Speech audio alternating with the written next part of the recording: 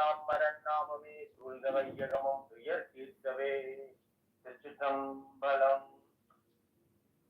மல்குக வேதவேதி வழங்குக சுரந்தவானம் பல்குக வளங்கள் எங்கும் பரவுக அரண்கள் இன்பம் நல்குக உயிர்கெல்லாம் நான்மறை சைவம் மூங்கி புல்குக உயிர்கெல்லாம் புரவலன் செங்கோல் வாழ்க. திருச்சிற்றம்பலம். மையம் நீடிக மாமலை மண்ணுக மேலிருந்து அன்பர் விளங்குக சைவனன் நெறிதான் தலை தோங்குக தெய்வவென் திருநீர திறக்கவே. திருச்சிற்றம்பலம். கல்லா பிள்ளையும் கருதா பிள்ளையும் கசிந்துருகின் எல்லா பிள்ளையும் நினையா பிள்ளையும் நின்னஞ்சலத்தை சொல்லா பிள்ளையும் தொல துதியா பிள்ளையும் தொலா பிள்ளையும் எல்லா பிள்ளையும் பொறுத்தரல்வாய் கட்சி ஏகம்பனே. திருச்சிற்றம்பலம். அவரவர்க்குள்ளபடி ஈசனர்களாலே அவரவரை குந்தி எட்டுமானால் அவரவரை நல்லார் கொள்ளார் என்று நாடுவது என் நெஞ்சமே எல்லாம் சிவன் செயல் என்று. திருச்சிற்றம்பலம். என்றும் இன்பம் பெருகும் இயல்பினால் ஒன்றும் காதலித்துள்ளமும் ஓங்கிட மன்றுளார் அடியார் அவன் வான்புகள் நின்றது எங்கும் நிலவி உலகலாம். திருச்சிற்றம்பலம். ஹர ஹர நமோ பார்வதி பதையே. ஹர ஹர நமோ பார்வதி பதையே. ஹர ஹர மகாதேவா. தென்னாடுடைய சிவனை போற்றி எந்நாட்டவர்க்கும் இறைவா போற்றி ஆரூர் அமர்ந்த அரசே போற்றி சீரார் திருவையாரா போற்றி அண்ணாமலையம் அண்ணா போற்றி கண்ணாரமத கடலே போற்றி பராய்த்திரை மேவிய பரனே போற்றி சீரார் பள்ளி மேவிய சிவனே போற்றி குற்றாலத்தையும் கூத்தா போற்றி கோவலி மேவிய கோவே போற்றி தென்னில்லை மண்ணில் ஆடி போற்றி இந்தனக்கு ஆரமது ஆனாய் போற்றி அருந்தவருக்கு அருளும் ஆதி வாழ்க சூழல் தன்பம் துடைப்போன் வாழ்க மந்திரமும் தந்திரமும் ஆனார் போல்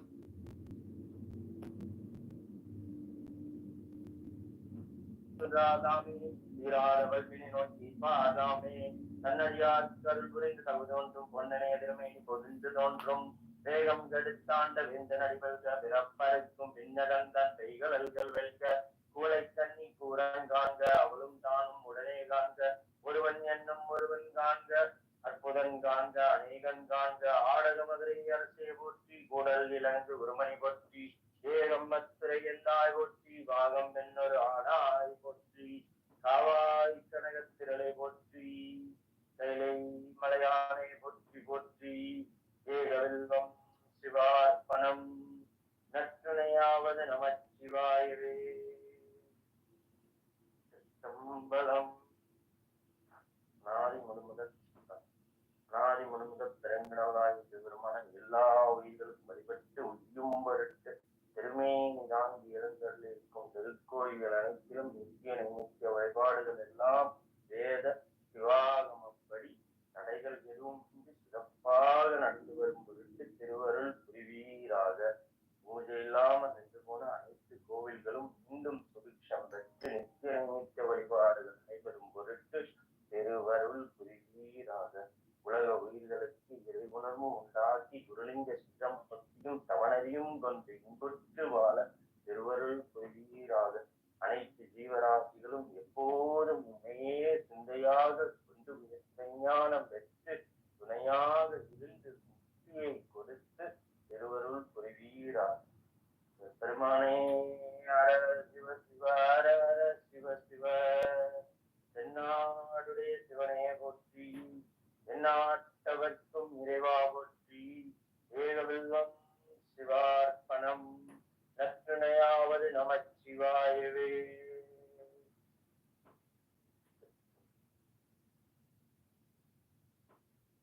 திருச்சிற்றம்பலம். மிக்க நன்றிங்க ஐயா. கலந்து கொண்ட அனைத்து அடியார்களுக்கு மிக்க நன்றி. நாளை மீண்டும் இறை சிந்தனையில் இந்த நேரப்படி இரவு 9 மணிக்கு மீண்டும் சந்திப்போம். Ending the session in 5 4 3 2 1.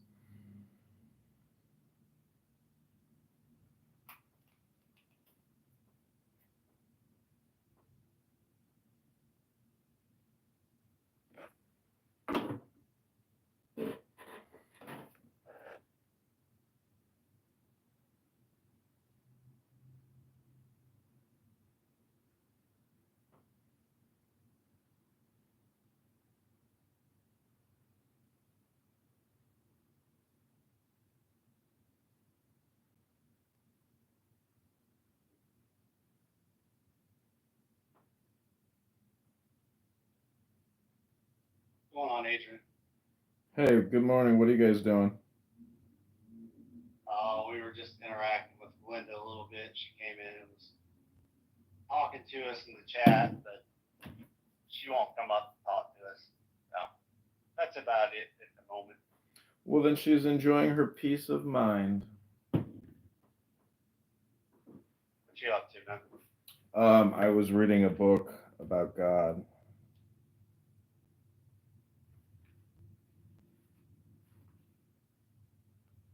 Some interesting words I had never read before.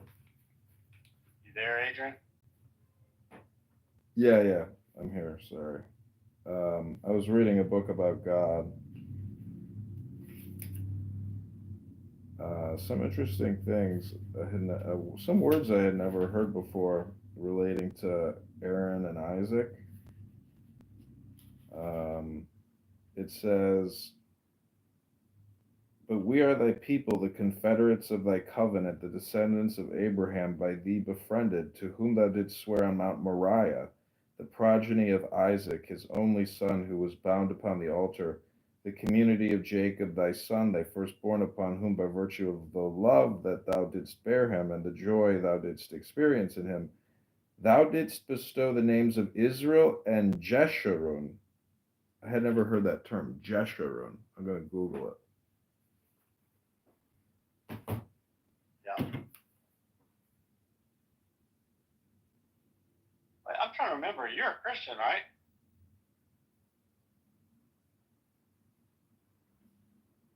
Yeah. It says Jeshurun is a poetic name for the people of Israel in the Hebrew Bible or Tanakh. It appears in the books of Deuteronomy and Isaiah. Is used to refer to Israel in a term of affection. The name means upright one or blessed one. The word Jeshurun is thought to come from a root word that means upright, just, or straight. It may also come from the word shur, which means to see, or be a diminutive form of the word Israel. In the Bible, Jeshurun is used to refer to the new nature that God gave to Israel after Jacob repented and was reborn. The name is given to Israel to represent the new nature that God gave to him through grace. That's what Google's AI overview says.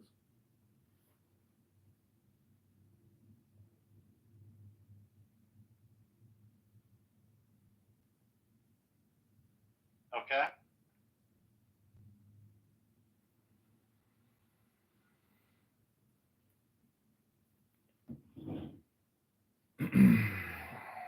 So, what do you think about atheists on this app being highly emotionally reactive people? Do atheists have like white fragility or atheist fragility? I don't know if I'll put it that way. I just think that there's just a lot of animus towards God in general, you know. What do you think the word God means? What do I think the word God means? What do I think the word theos means? It depends on the source you're asking from, right? I mean, you could just look at the word itself. Like the first two letters are go, backwards it's do, goad, you know? I mean, it's an ancient word. Imagine saying it, 3,000 years ago if they said it. But when did, like you said, what source but when did it become English vernacular where English speaking people were thinking about and saying the word God or goad or however they said it, but I don't know, it's just interesting to hyper analyze one word because it's a very, contentious word and complicated word because it means one thing or many things. So I mean, it's just something I think, it's an interesting word to ponder and constantly seek. Yeah, I'm not really sure what the etymology of the word God is. I mean, it's not a word they were using. The English language didn't even come about for like 1,000 years after the time of Christ. So So, in the Greek, it's theos. Aramaic, it's aloha. In the Hebrew, it's Elohim. So, You said the Aramaic was aloha? Yeah. Isn't that funny? You know, like in Hawaii, they use that term aloha. yeah, it's kind of funny. You know, what's interesting about the word theos is the first three is the, then the second two are os, so it's like the operating system. Well, it's theos. I know, I'm just playing with the word theos.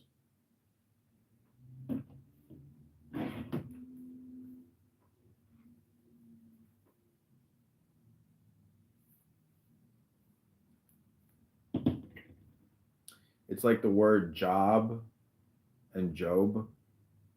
Is there a connection?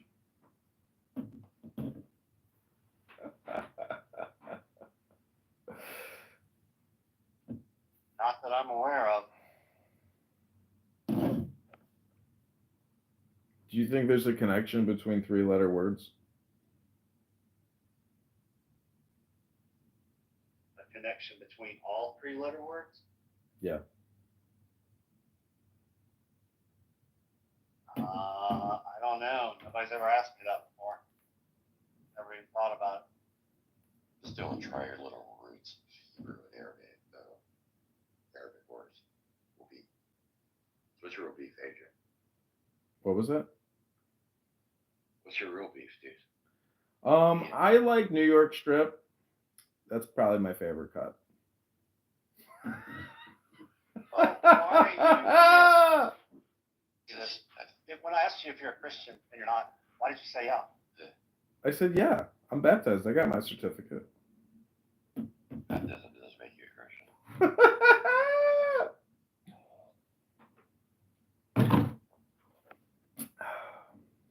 You asked me a very simple question. I said yes because it's a truthful response. You know, I'm baptized. Is that your definition of a Christian? Someone who's been baptized?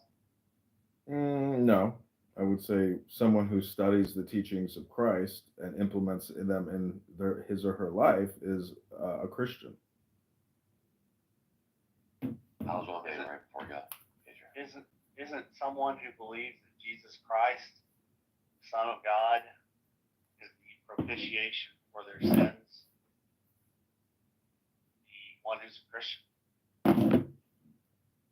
Yeah.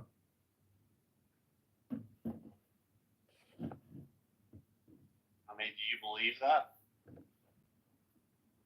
Yeah. So why did you tell us that? Why didn't I tell you what Ty just told you? Yeah.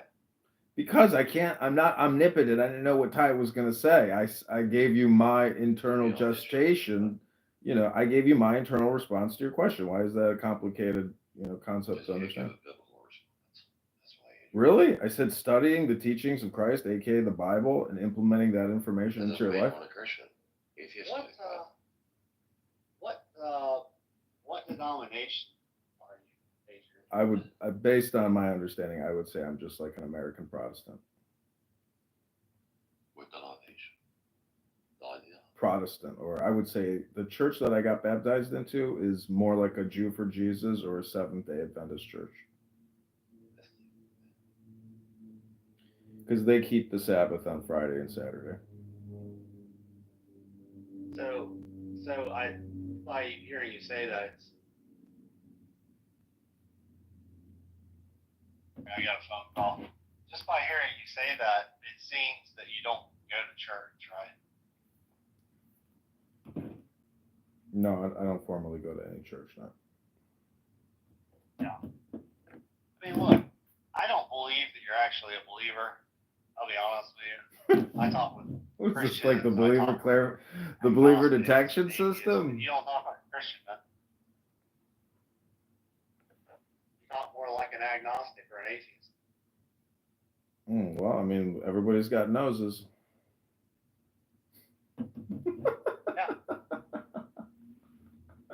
you just fess up? Fess up. Well, you want me to fess up to you? I don't even know who you are. I mean, and besides, it's just like your opinion. Sounds like a bigger. It's like your opinion, man. That's a serious discussion.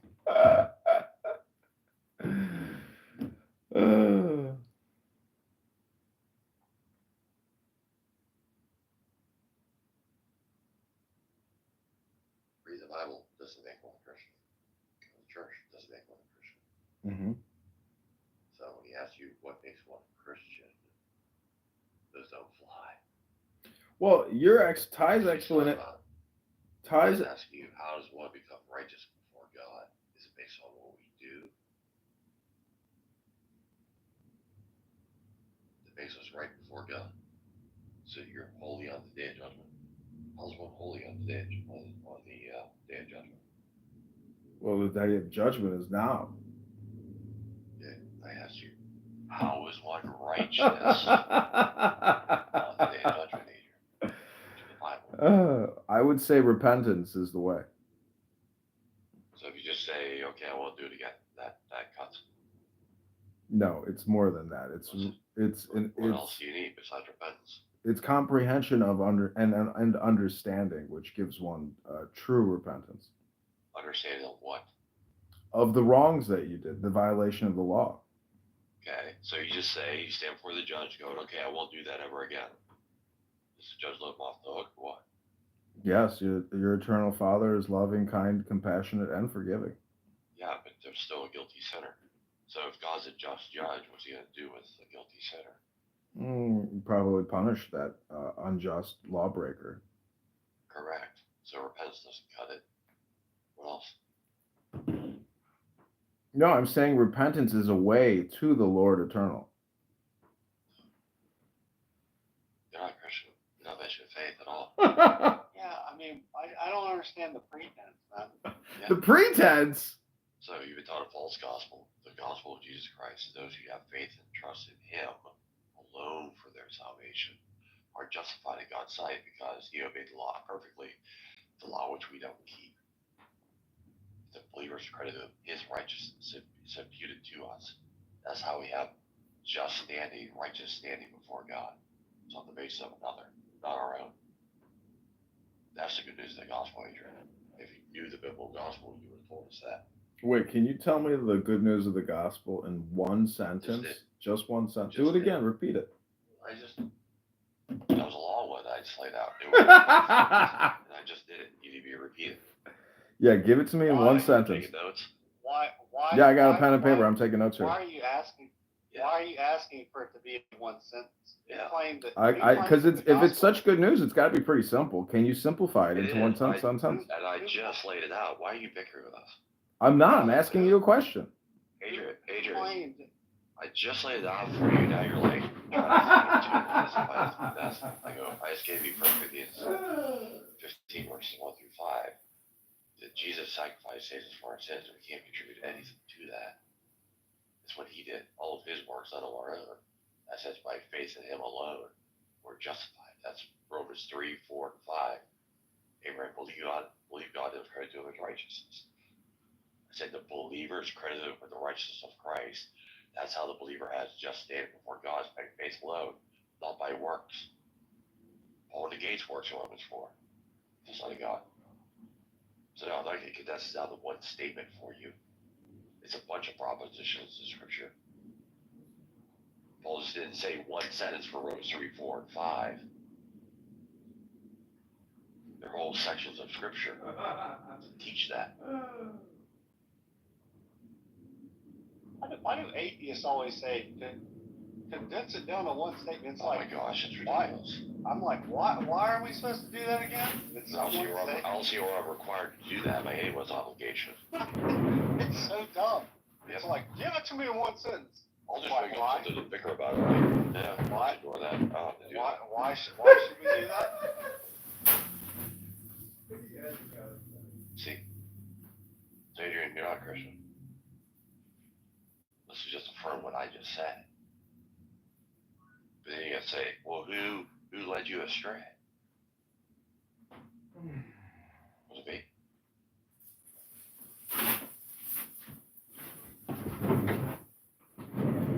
Sorry, what was that? I had to go to the bathroom.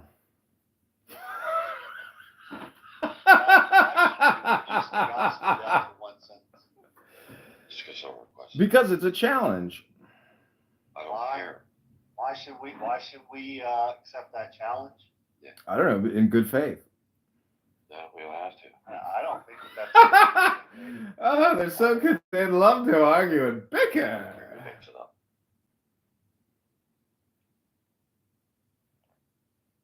It's a little game you play on. Yeah, I like to ask Christians that question. Yeah. Why do atheists like to ask that? It's just so stupid. Well, I find it. Really were on demand to do I think that. if you, well, imagine reading the Bible and then like putting it into ChatGPT and just comparing that to a human's response. Give me the good news in one sentence. It's a very complicated response. But here's the thing: why did you lie about being a Christian when you're not? Clearly not. Oh, you could be trolling me in the room for weeks on end. I mean, Like, really, what's Adrian doing it's here? like we won't know you're trolling. No one will accept you, Adrian. You're on stage. So wait, do you think I'm more concerned about Yeah, your that's a question. acceptance than God's acceptance? I'm very Dude, confused. wait, you're in my room.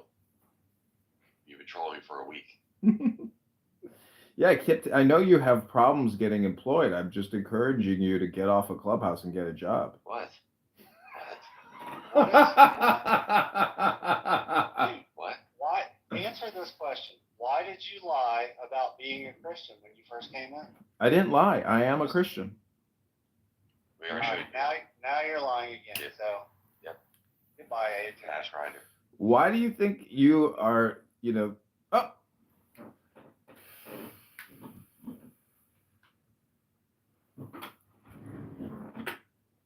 One for today.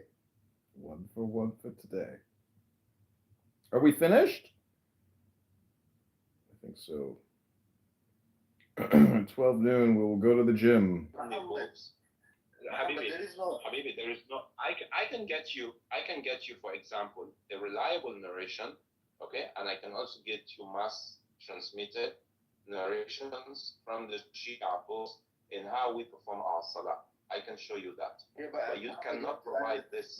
You cannot provide Mehdi. When you actually trying to appeal and pretend not to be a Quranist, you're actually appealing to Sunni hadith. I'm not appealing to any hadith, Muhammad. You still not getting to. It is the day when a soul will not possess for another soul power to do a thing, and the command that day is entirely with Allah.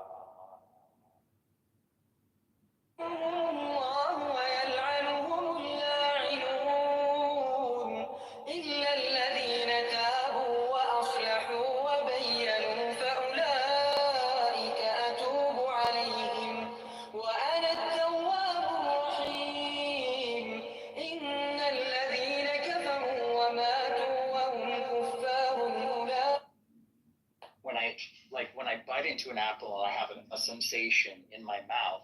Whether or not the sensation itself is identical to what your sensation is, like if I'm talking about sweetness, right? Like my sweetness may be your bitter, right? I'm just talking about the actual sensation itself, right? And that's what I'm saying is referential. Is there is some sensation that I'm labeling sweetness, and that when you do the same thing. Jesus Christ, are you still eating apples? You haven't had any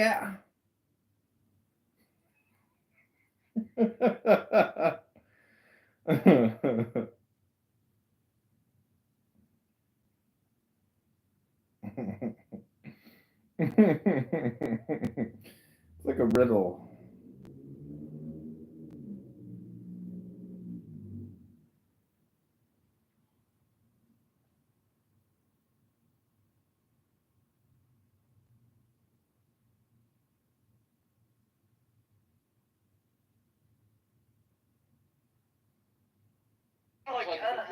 أنا بيني وبينك شيء قبل مشكلتي وياك. دقيقة وجاية. لا ما في أي مشكلة، يمكن سياسة for my kid, I should be allowed to spend $30. That's my parental choice. You don't have a say in regards to that. And I feel bad that there are cases of this, and women go through this too. Some women have to pay support, and they're just like, that's just milking me. He's taking my money, and he's going out driving a brand new truck and getting new fishing poles, and going on these trips. The same can be said. I just think that if you're really all those people that are really concerned about the kids' souls being, then it should be clearly evident that neither side can fully be trusted to the extent that we need to. Brad, the best child support hearing I was ever in was a divorced couple. Mom just started work. Dad obviously had a great job. He had an amazing job. I forget what he did, but he made a ton of money. And the initial amount that they agreed to prior to divorcing, and they had it in writing, was, I don't remember what the amount was, but the because of his income, she was entitled to more. So when they were before conclusion of the case, they were reviewing child support, right? Because statutorily they had to, and the amount that she was entitled to, like I said, was way above it. So the judge asked the lady, he was like, well, can you identify areas that are... They kicked me from chills, and thank God. And you have to have certain kickbacks to those people. Do you know what I mean? Because their whole job was to come in and try and make you look like a fucking idiot. The money had facts.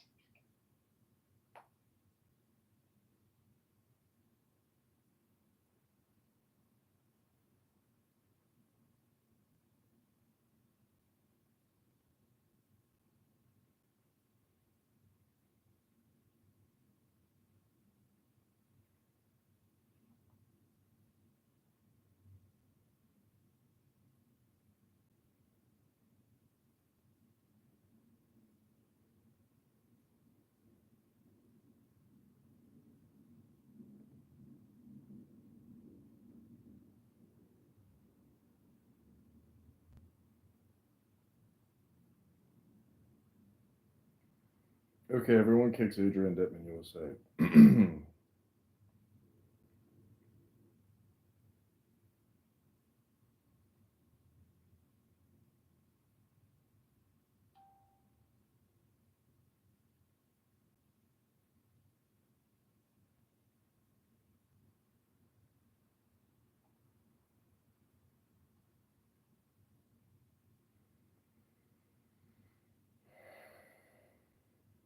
Giorgio. Look at that photo. God, you have the funniest PTRs. So what's so funny is I think people look at that PTR and they're like, oh, that's what Giorgio really looks like. It's amazing how the brain thinks immediately, what it sees is the real thing.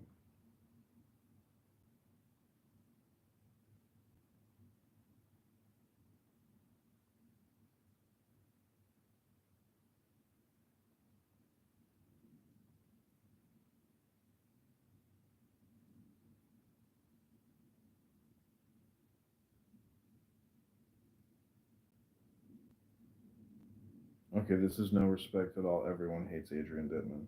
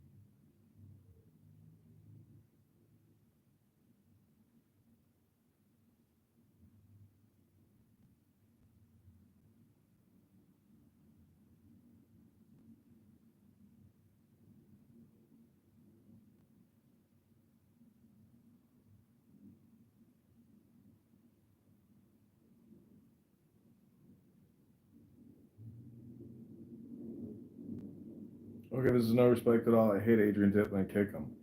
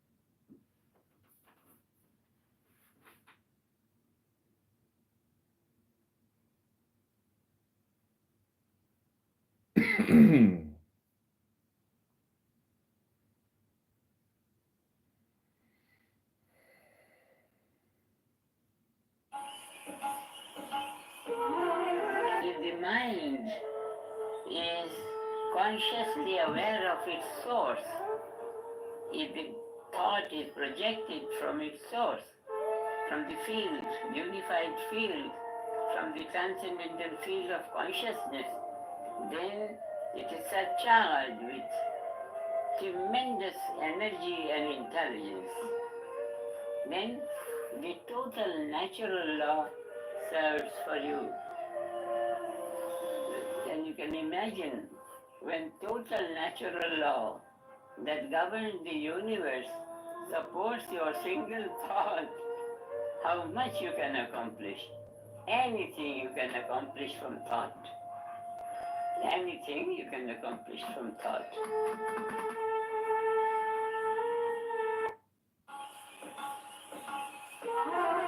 If the mind is consciously aware of its source, if the thought is projected from its source, from the field, unified field, from the transcendental field of consciousness, then it is a child with tremendous energy and intelligence.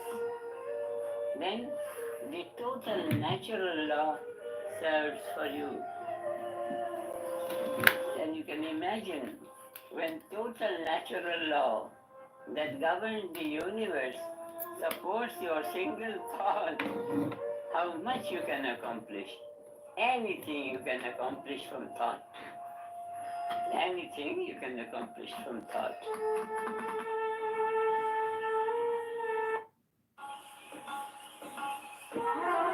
If the mind is consciously aware of its source, if the thought is projected from its source, from the field, unified field, from the transcendental field of consciousness, then it is a child with tremendous energy and intelligence.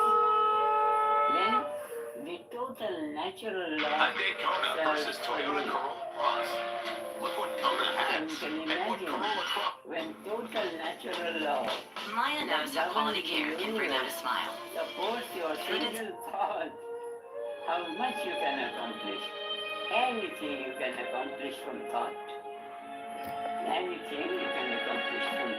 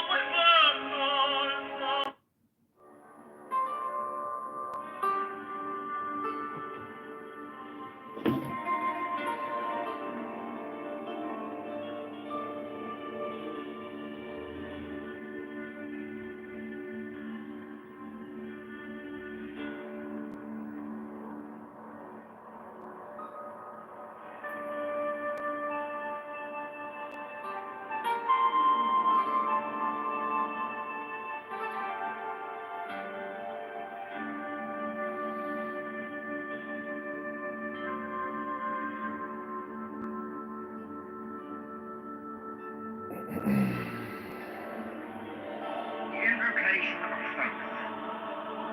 Procul, o procul esti profani, on lasti, on peda. In the name of the mighty and terrible one, I proclaim that I have banished the shells unto their habitation. I invoke Tahuti, the Lord of wisdom and of utterance, the God that cometh forth from the veil.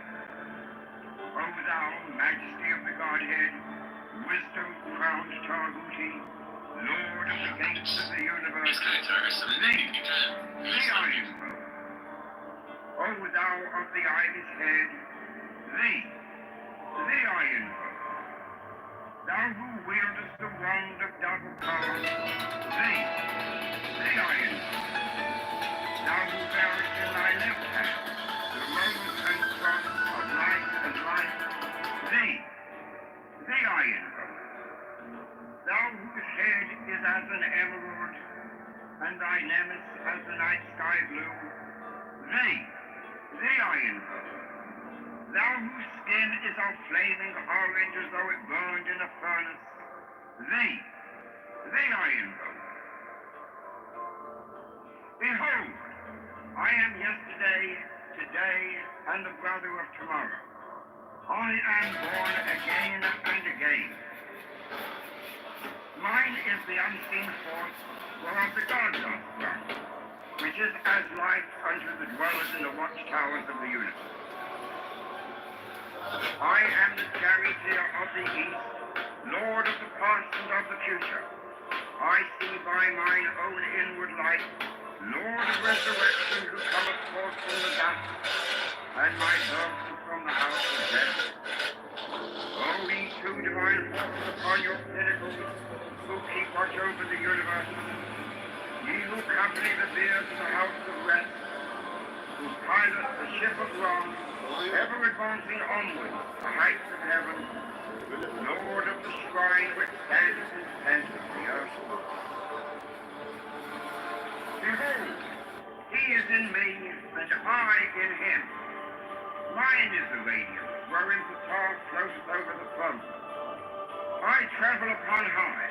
I tread upon the firmament of dew.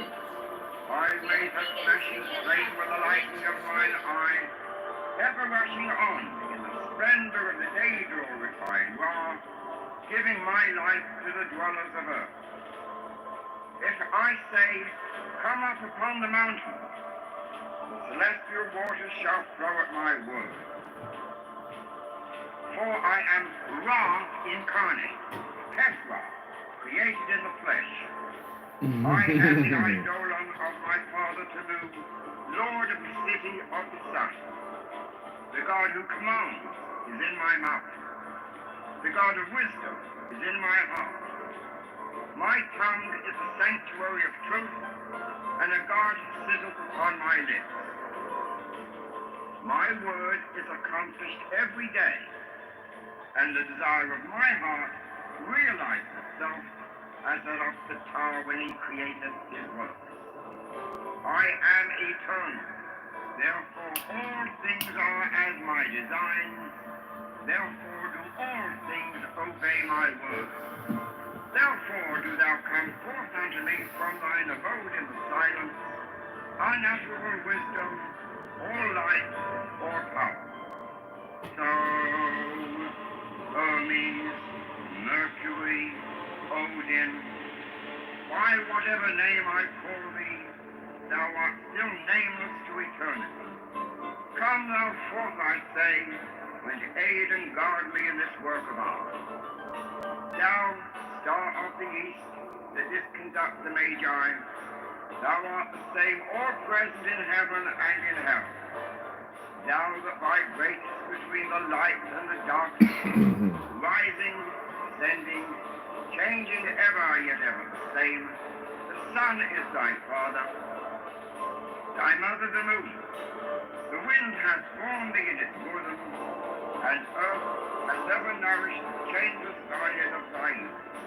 Come thou forth, I say, come thou forth, and make all spirits subject unto me, so that every spirit of the firmament and of the ether, upon the earth and under the earth, on dry land and in the water, of roaring air and of rushing fire, and every spell and scourge of God's vast one may be obedient unto me.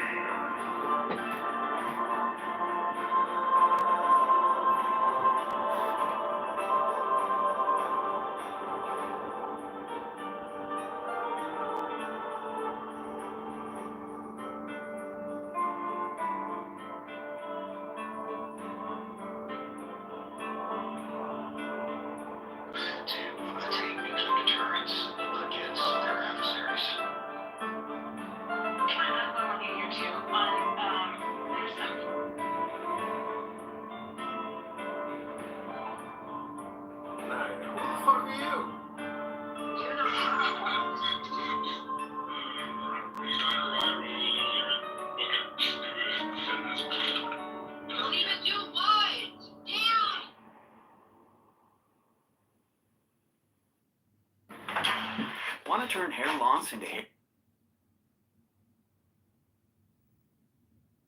The truth is, behind closed doors, the P word became my secret sin at age 10. And for the next 17 years of my life, the bornless ritual. Thee I invoke, the bornless one, thee that didst create the earth and the heavens, thee that didst create the night and the day, thee that didst create the darkness and the light. Thou art Asa or Nepha, whom no man hath seen at any time. Thou art Earbes. Thou art Ear, a Hophras wrong. Thou hast distinguished between the just and the unjust. Thou didst make the female and the male. Thou didst produce the seeds and the fruit. Thou didst form men to love one another and to hate one another. I am Unhof the Konsu, thy prophet. No, Reach was very low in Silicon Valley. Something good. I didn't know. Actually, okay. Now that I've got better at pool, like 2 times ago, this girl Kylie from San Diego just walked up to me and was like, "Hey, what's your name? Let's talk." So then I talked to her, got her number. So yeah, it's okay. If you're good at pool, it's fun. Good at pool. Was it your excellent pool playing skills that attracted her? Well, they're like I was telling the guys earlier, like they're mostly gay men. They're mostly gay men playing pool. They're mostly gay men playing pool, so I'm the one of the few straight guys. So girls will just walk up to you, you know. How do you view? Because like I like golf, and I think there's like similar psychological states of mind, brainwave patterns that probably happen when you're stroking that rod, like getting like actually making those shots, like how do you view your focus, like in the moment as you stroke it? Sometimes I think of the stick as a penis, yeah. Look, do you use English? Can you play English shots or no? What are English shots? Spin, backspin, side spin. I don't do any of that. I just do. Pull. Okay, so I will do backspin to prevent the cue ball from going in the hole. That's the English. It's just only the backspin verb. English will give you left and right and follow. You can. I don't know any of the terms. Do you play? I'm self-taught. Forward spin. You can make it go forward also to avoid going in the hole. You can do that in tennis and golf too. Slicing and hooking. I know about top spin. Okay. Yeah, I don't think they call it top spin, but regardless, I mean, I've played a lot of pool. I'm a decent pool player, dude. I can make it pretty much every shot. Come on, man. Morale, do you? If it's a straight line shot, you need to like fire off a $10 bet against one of those gay guys. You need to tell this to the girls in the bar because this is pretty much a sausage fest here on Clubhouse. Morale, you play poker too, right? Do you see any similarities between your pool game and your poker game? No, but I see a lot of really top pool players who enter tournaments and love poker, and so I think it's a different skill set. But the top pool players are going to be able to play poker. They already like it. They already like gambling as well as physical reads and stuff. They play in a certain style. That's how I've met a couple of the top players. Do you think there's like a telekinesis in poker? Because it's not just statistics, but there's also that bluffing element. So is there like a third eye? He is very strong, huge read element. They call it field play or reading. There's very little written on it. But Helmut, for instance, excels at this. He's not good at math. He's not good at the actual gameplay. He's not sharp with the solvers or any of the math. This guy can. Well, have you ever like thought you were reading? Have you ever had the experience where you thought you were reading somebody correctly, and then it turns out they bluffed you, and then like what's? Yeah, all the time. Yeah, this acting. You'll get that acting level. Yes. So what is the actor doing then to communicate to you, to hypnotize you, to psyop you at that moment? Like, what are they doing physically, verbally? They'll be chewing the gum really loosely and acting like I got it. I'm cool. I'm loose. You know, projecting strength. Because isn't a bluff also miscommunication? So. One second.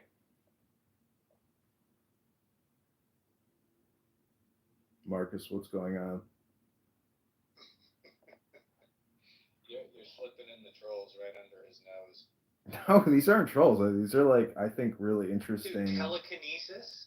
Or do you just not know what that word means? Because if you don't know what that word means, I get it. But no, I don't mean like communication, you know, through the ether. I mean, I guess I had the word just a second ago. It is. Telekinesis is moving things with your mind. Oh, then what is communication without speaking? Like body language, not being autistic. No, there's no. There's another like indirect communication. No, there's another word similar maybe to telekinesis. I understand, you know, that it's moving. Nonverbal communication. No, like what would you call it if you could communicate without speaking, and like we were able to like. Literally nonverbal communication. No, there's got to be some far out technical term for.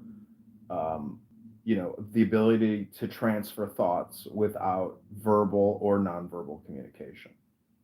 Without verbal or nonverbal? Yeah.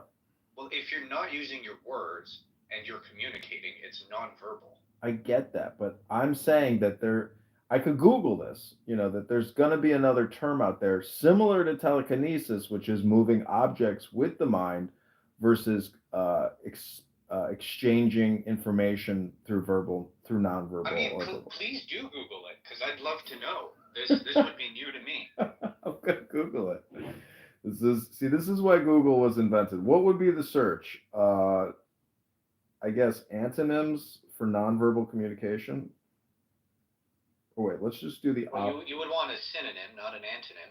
Okay, so synonym. Let's just do communication. Transmission, imparting, conveying, reporting, presenting, passing on, links, connections, spreading, disseminating, promulgating, broadcasting, circulating. See, that's not esoteric enough, like telekinesis. Let's do so. Why do you want it to be esoteric? Because I think there's like an X factor in poker or pool where when you're in the moment, you know, like have you ever heard of the story of the baseball player who pitched the perfect game on acid? Like there's a state of mind which I think, you know, it's like brilliance where if you're at that poker table and you know the outcome results in the win because you figured out that guy was bluffing you, like it's just an exciting thing I think to pontificate or hypothesize or just communicate about. Okay, I see. So then in the pursuit of that understanding, would you go for more esotericism or would you I got the term. Simplify it? I googled it. Telekinesis, another word for telekinesis is clairvoyance. Telepathy, that's the word I'm looking for. Yeah, telepathy, okay. You can see the wheels turning. Some of this is deductive, though, Adrian. So for instance, with the actor, the guy who puts in a big bluff, and he's chewing his gum slowly, he's acting strong. This is like a first level kind of read. Sticking his, basically, the actor, you can break him down, you just get him to talk. Ask him, what are you doing? Why are you doing this to me? They will then have difficulty speaking. They'll make no sense. Sometimes they will tell you to just get out of the pot, and it's the opposite. Okay, I got it. All right, they could even just say that. So the bottom line is, those are your average players. The great players are going to just sit there stone-faced, and they're in a meditative state already, which they practice. So they don't give a shit if they win or lose. And they know that the bluff is correct tactically. Some of these guys are also really good at the mathematics and the solutions. So they already know if you miss, you're supposed to bluff here 70% of the time. They'll look down at their watch, randomize the time, 70-30, bluff or full or check back. So and then they'll just bluff. So they have no attachment to it. It's just a mechanical move. So they will not have anything. They'll just be the same as usual. But they have very good inhibitory control. Yeah, they're just not showing anything either way. They're not going to play the talking game. But if they're a Negrano or some of these other players, they will play the talking game. Then they'll give you the opposite to angle you into calling. So that's very rare, difficult to do. Most of the time, these fellows can't even talk straight. Yeah, so you like if you watch those poker videos, you know, of like final hand showdown, like how they, because like you know, you just described how angling, you know, and baiting somebody in to call you at the end to take the whole pot. So like those outcome videos would be good examples of like. Yeah, that, the most famous classic one is Scotty Wynn. It's if you call and you're wrong, it's all over, baby. And he just sips his beer and sits back, and he's got it. You call, you're wrong, you're all over, baby. Just slugs the beer. That's awesome. Yeah, I gotta look that one up. Projecting strength, and looking like a bluff. Like in a high level act, only the best. And the Prince of Poker is one of the best. Scotty Wynn, Daniel Negrano also. It's rare to see that. You know, most of the classy guys, the best players, are just being silent, stone-faced, and try to just not give a shit. 21. Scotty, so 21, even though he bet 12,000. Great. Did you guys say 21? It's going to be the greatest move I ever made. No, he's saying it's going to be the greatest move he's ever made. He's betting $100,000 on cards the Salvation Army would reject. And you can't call. Too much for you. Kind of adopted the 100,000, that's too much for you. If I have the cards, I'm gonna win. No. If I have the cards, I fold. No! And then You're after just gonna doing that pass. like 20 times and But you got. figuring me out, I threw in a bluff and cleared the fucking table. I bet 100,000 with his hand, baby. No. I can't see it perspective. Turn over. Hall of Fame bluff. I told you 21. I thought I played blackjack. God damn.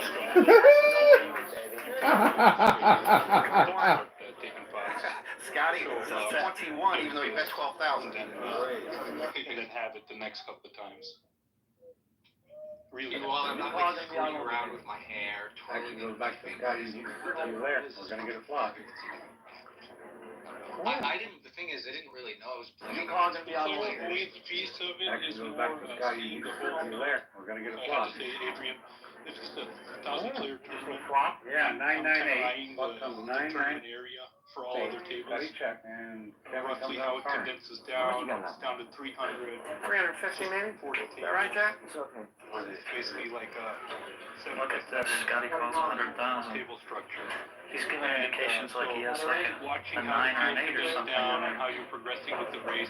That there's no rush to bluff. We'll find out You're now kind where of Scotty in the is. back. Just knowing where you're at in these tournaments is essentially Oh my everything God, to what is understand going on here? the game outside of the game. If he does have a 9 Scotty just moved it all in. Is for me I don't the have best any part of the game. idea. This is a very interesting hand. I will watch the carotid pulsation. If you put a bluff at me, I will just basically put my chips down and sit back and spend a minute and a half. Act like I'm touching my chips to call. Look for the reactions on you. Are you looking at me and the chips? Because it's very hard after about a minute and a half. All the smoothness goes away from the act. It's hard to even talk. I just watched that Scotty win, where he's like, "You caught it, it's all over, baby." But did he get that 9 on the river? I'm not.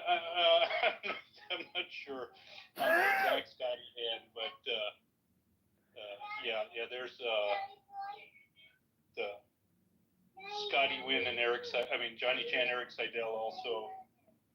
Chan has it. You bet in a way that it looks like a bluff.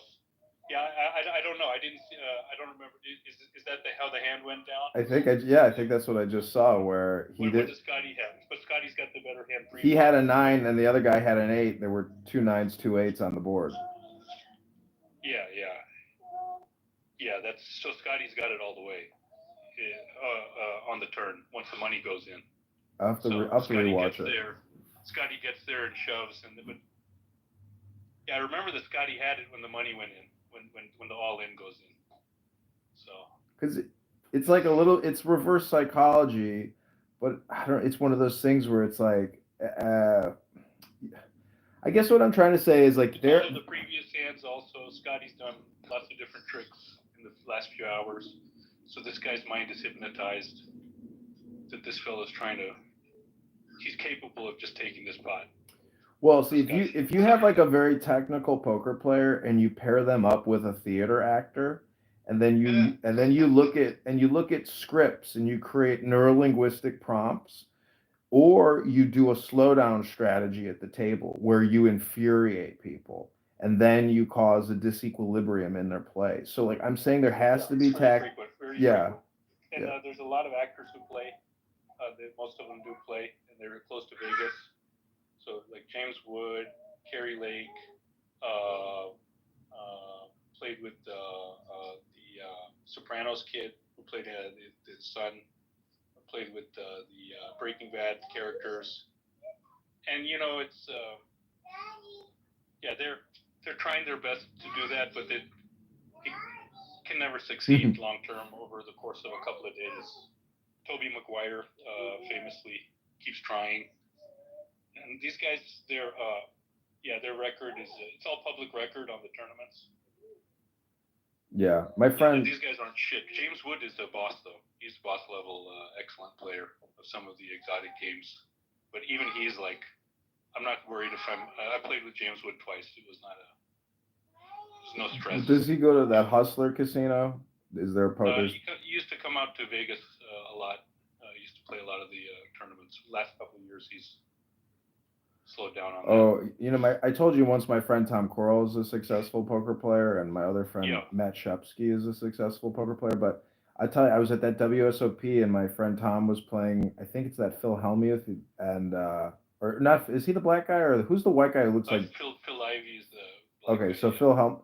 So, anyways, and then I saw Phil Hellmuth in Chicago one time. I took a selfie with him. But the point is, I'm standing next to this bum, and my friend Tom text messages me, and he says, "Dude, do you know who you're standing next to?" I'm like, "A fucking homeless person," and he goes, "No, that's Norm Macdonald." So I looked at. These all play. Yeah, I looked at him and I was like, "Norm?" And he goes, "Hey, who are you?"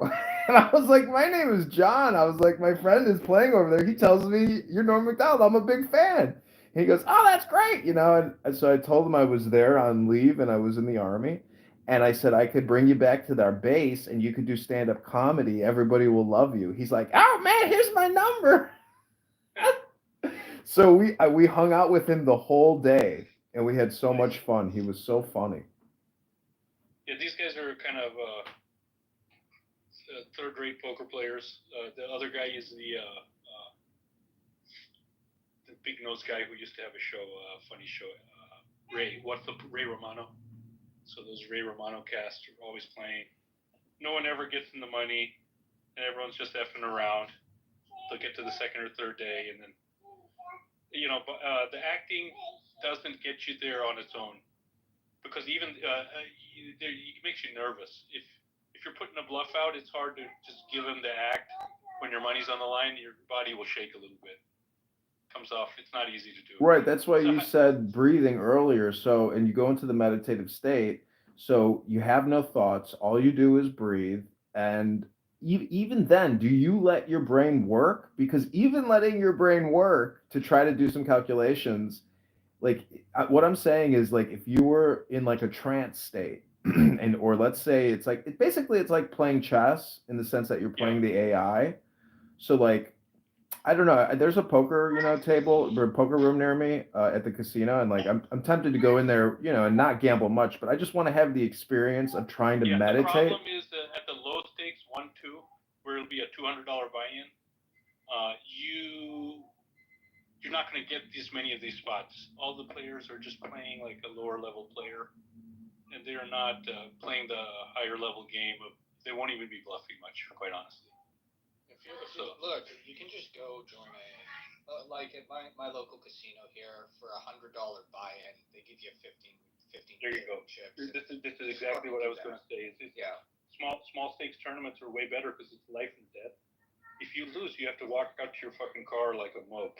It's not even about the money. It's about, man, I've been here 8 hours. What does it take to make bluffs at that point? These people lose their shit. Their fucking neck starts jiggling from their carotid artery. It is hard to make a bluff. And these are multi-millionaires that come to Cherokee to play the 400. I've done really well in that 400 tournament, which goes 2 or 3 times a year. But yeah, they're very wealthy. When they bluff, they just can't keep their shit together after about a minute. And when you bluff them, they're really good action. Sometimes they'll just call. By God, they read you too. So it's a fair exchange. And poor players. Yeah, baby. Yeah.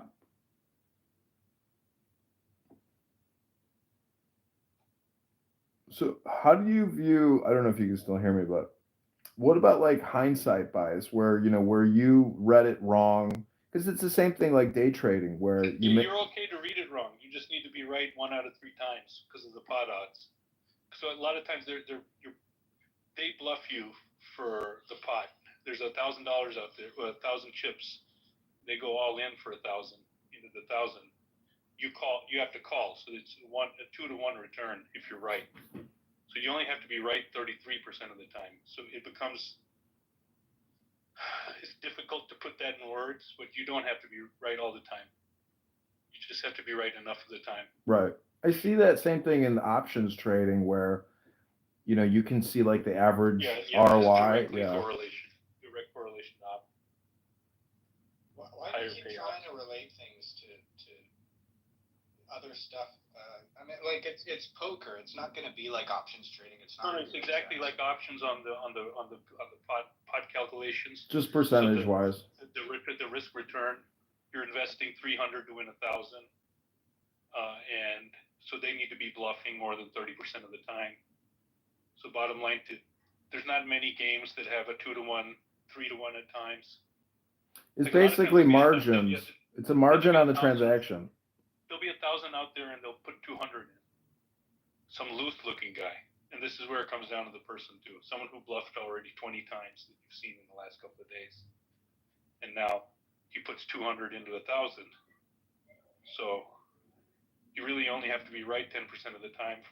Maybe 1 out of 5 times for that to be profitable. I created this website.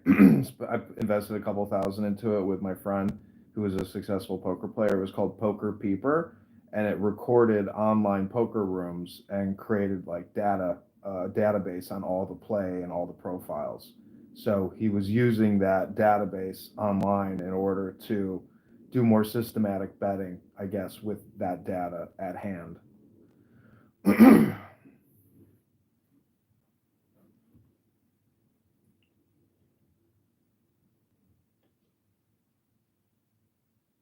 Anyways, I mean, how does this relate to spirituality? Because that's kind of like how I thought of Right. It's a room title. It means a thing. No. That's why I mentioned telekinesis or telepathy, because symbolically, the spiritual symbol of the winged egg or the clitoris and the labia deals with, in many ways, telepathy or having, I guess, instinctual feelings or visions, or meaning that you have an ability to do a read on somebody. Like, that's why I got into the poker about bluffing. Yeah, symbolic spirituality. You're like a discounted noob, I guess, in that sense, it seems. No, I wasn't making fun of you. It just only clicked to me that the room title is only spirituality, and I hadn't considered that the whole time I was here. I mean, I was trying to loop it back. I go back to the room title, then I realized why I had brought up pool and poker as being, in the now moments, where if you really execute flawlessly in hindsight, you can almost remember the perfection of the movement or the read, like it's in your memory bank. Yeah, being in the flow state is important in every competitive sport in different ways. And with poker, it is truly interesting. The bluff takes the whole pot. There's not many other sports where that occurs, or games of skill. Because poker is not a game of chance or randomness, because if you can do the statistical probabilities, the only chance or randomness is in many ways the actor bluffing, and that table is a stage. So there is that element of theater performance where in hindsight it's like, if you lost, but there's also the dopamine aspect to the game itself. So I'm just saying there's so many like relative ways to view it. The dopamine maxes out because as the pot builds on the different streets, it's just sitting in front of you. And then so there's a large pot in front of you. And then the luck does occur with what the run out will be on this hand. But everyone gets that same run out luck. Everyone gets the same luck over time. Even though that's not exactly true. There are, as you know, it does run that some people run bad in general, but we're never. But when you say somebody, because the whole thing is a formula, there's 5 variable inputs, 8 players. Like when you say somebody runs bad, if you were to do, there's always everyone knows the guy who will lose all the time, and they play badly, but they think they're running badly. But why can't that person reverse engineer out of their they're negative. They've already gone to their negative downward base They're saying, I can't, I'll never do this. So they're already fully hypnotized that they're a loser. And then God's fortunes do shine differently on different people. So you got the curve is generally a big old curve, and there's a bunch of people on the left that get bad luck over and over. And there's people who just run good and get like 3 or 4 good lucks in a row, and then you're set. Did you see that movie? I don't know, Down and Out in Mississippi or whatever the hell it is, with the guy who plays Deadpool and then this other good actor, and they're both compulsive gamblers. It's a very good movie. I can look it up if you want to see it. But he ends up striking it big in the end, and he calls it quits per se. You know, who knows? But You're showing about California Split. It's a classic from I the think so. California Split goes that way too. So this may be a modern take on it. Let me see it because it's worth watching because it's you know, there is that element of spirituality in it, and it's, I don't know, to me it's like you feel so I can associate with that loser attitude, but yeah, I don't, it's such a good movie because really it's the actor and his dopey face and the emotions in it that like make it fun. It, you know, a good movie that can like twist and pull and manipulate your emotions is really by definition a good movie, but it's the words and the acting, and this is not a CGI film, it's pure acting. Let me see if I can find it.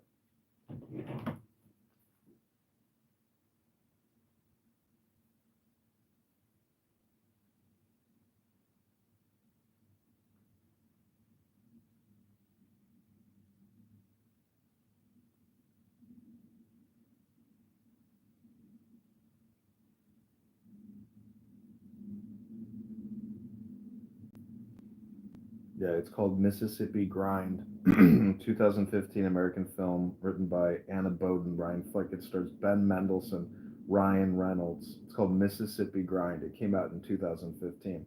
It's a film about 2 poker players who strike up a friendship and go out on the road to win their big dreams. It's fun. It's called Mississippi Grind.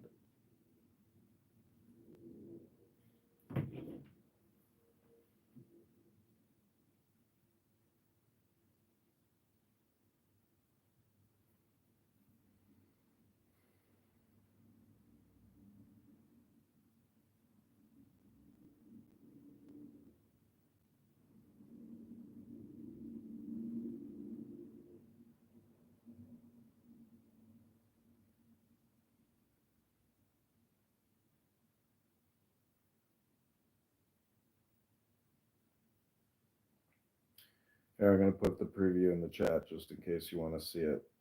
It's called Mississippi Grind. It's a very fun film. We'll check it out.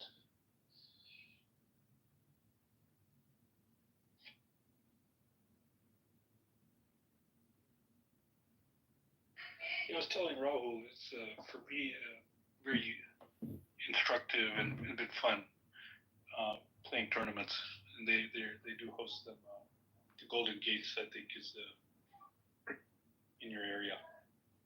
What, poker? Hello? Yeah, we were talking about poker. Then I need to learn how to, what do you call it? The Latin American dance, what is it called? Bachata or whatever. I need to learn that next. Yeah, if you can go to a bachata class or something, you know, it'd be great.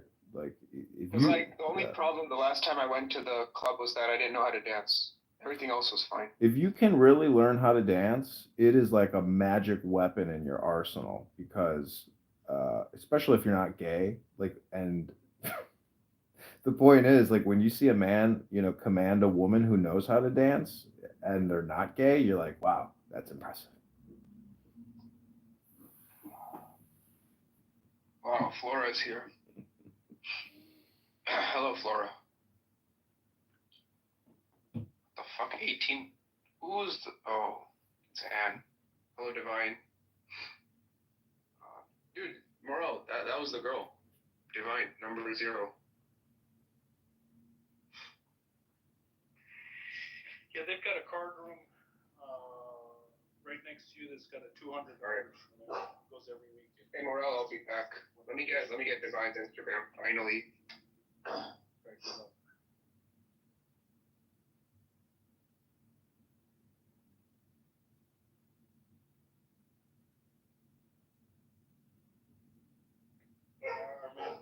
man sees a red flag and he goes right for it. Best. It's some very, very, very short-term dopamine.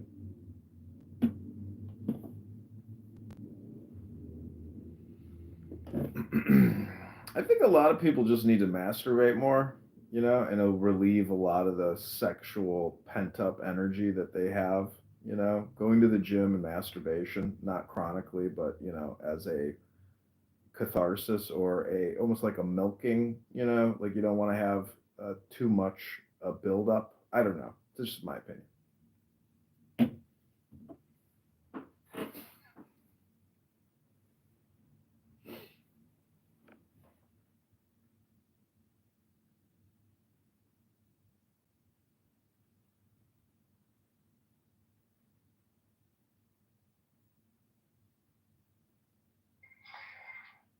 Well, gang, is everything going okay in your world? We will maybe see when Rahul comes back, when more can occur. Hear about the report, go from there. But for now, we have Vaita Curata, beautiful Flora. Feel free to come up.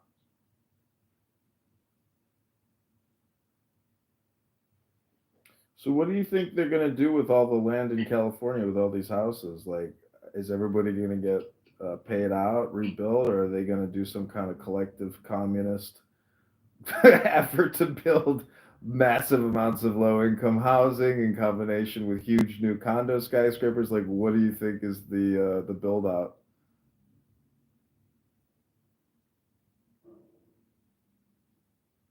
I know it's not spirituality, but you could take the metaphor of the house as being, you know, what we're always discussing.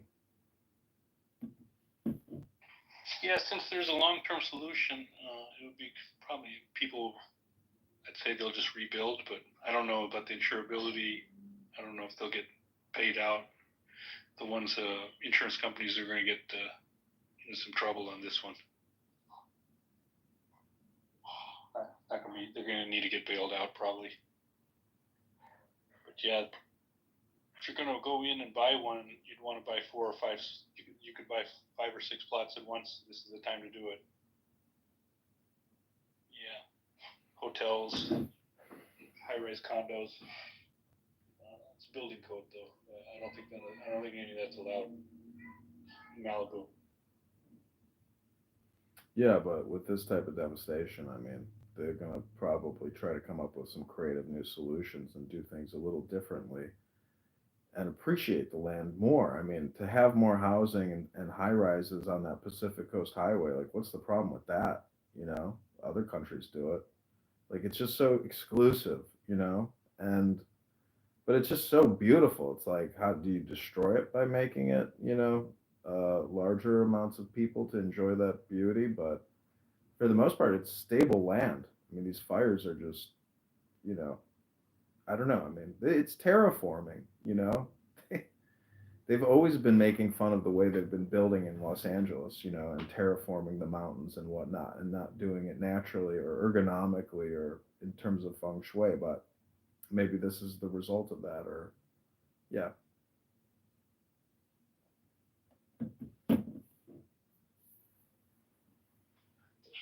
Yeah, well, we'll see what happens later on today. Otherwise, I wish all of you a great day. And with that, we'll end.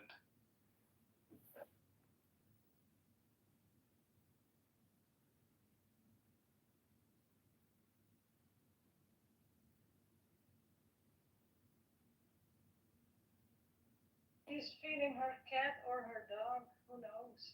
Oh my God. Meow. Adrian, what are you here for? Meow. Are you a cat PTR or dog PTR, Adrian? Meow. That's obviously a dog. Can't you see? I'm gonna go on X. I'm gonna go on X and use Grok to create an Elon Musk cat hybrid. Oh. Meow. There you are, Pussy. Welcome back, Pussy. Meow.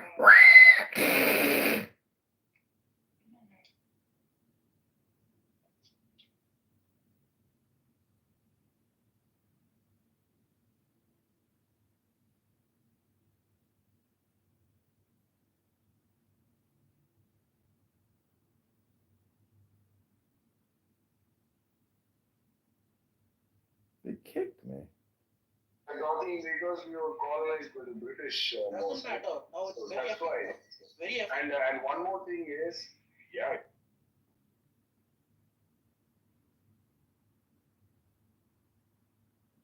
Just the government enforced the language there. Bahasa is used in Indonesia because they enforced it in Tamil is one of the oldest languages. So many words are one of the oldest. It is not the oldest. Okay. Yeah, so many words are like computer Kanini was added what 10 years back. Nobody uses it. How many Tamil people? I'm a Tamil person. When have I ever used the word Kanini? I studied computer science. No one in my college used it. Yeah, that's because the Tamil Nadu government did not enforce Tamil as the major language in all the schools. The medium of instruction should have been Tamil. Then they would have made Kanini, They tried it twice. So trying is not good enough, man. They have to enforce. You know the meaning of enforcing? Enforcing means you have to enforce the state government schools, the government schools, the CBSE schools. 2 years I had to learn Tamil. Hold on, man. Madara, hold on. Let me finish my point. So, the government in Tamil Nadu did not enforce the language. If they had enforced, you would be using Kanini very commonly. They did enforce it. I remember in school. Like, it's not good enough. They did a shitty job, obviously. Whatever. So they enforced it. Yeah, okay. They didn't enforce it properly. No, the enforcing is, I'll give you an example. No, there's no point enforcing a language which has certain holes in it. Like there are a lot of words. Enforcing words, man. Mostly enforcing words. So for example, we are speaking English. We have like more than 12,000-year-old culture, right? The British came in just 150 years. They just dismantled all the 12,000-year-old cultural history on languages, and then they enforced English. And today we are speaking English, right? Israel, they enforced Hebrew as a medium of instruction in their country, and now everybody speaks fluently there, Hebrew. And if you take Indonesia, a developing country, they enforced Bahasa, they removed the Dutch, and then everybody speaks Bahasa now. So, enforcing words. It's a very so, you see, government can enforce anything, man. You just have to follow. You cannot do much. Okay. So even in Tamil Nadu, they enforced Tamil so far. That's why that language is still kind of surviving, right? If they didn't enforce, people will be speaking Hindi there right now. So enforcing words. Good man. You completely misunderstand the nature of our country between Israel and India. India is you cannot compare India with Israel. Why? Just compare. Yeah, it's completely wrong. See, I'm giving you an example, man. See, we were a colonized country. Look, even I'll give you two examples. See, for example, let me make a point. That's just 20 seconds. Let me make a point. See, Indonesia was invaded by the Dutch. India was invaded by the British. And Israel kind of was invaded by the British as well. If you think about it, all the 5, 6, 7 states there in the Middle East, in that location was invaded by the British, right? And then they got their own country state, and they enforced Hebrew as their national language. Indonesia got their independence in the 60s, I believe, and they enforced Bahasa as their national language. India got their independence in the 40s. And they did not make any Indic language as the national language, and that there lies the problem. Yeah, that's because Tamil people protested against having a national language. I don't know how, don't you know this history? So we protested. No, well, see, if a country, it's a democratic country, right? If the majority representatives vote for a particular language, even if it is Tamil. I'm not against Tamil. So even if it is Tamil, and then Tamil becomes the national language, the country has to accept it. So same would have been the case with Sanskrit or Hindi. Right? I'm for democracy. I'm not against any language. As long as it's an Indian language, I have absolutely no issues. So Tamil is also an Indian language.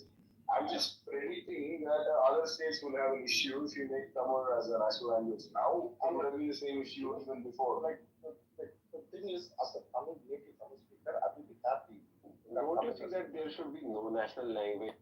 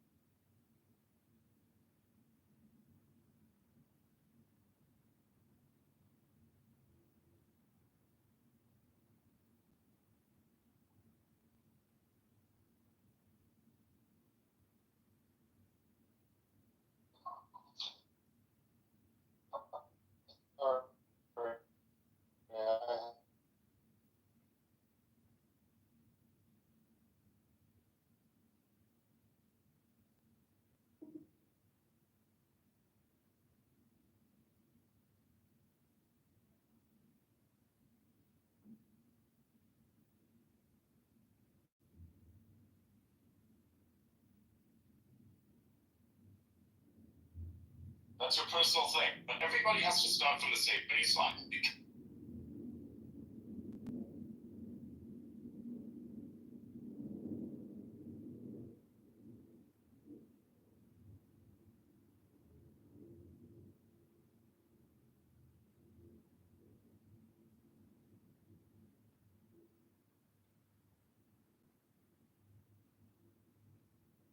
That's your personal.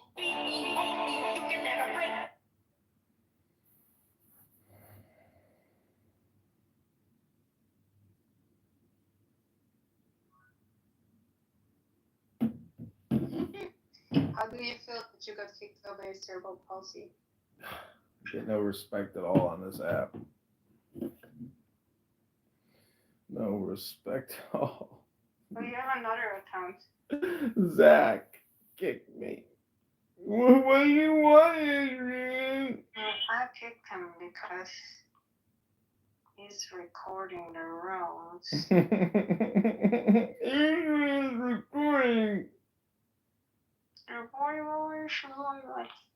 What is Adrian always saying?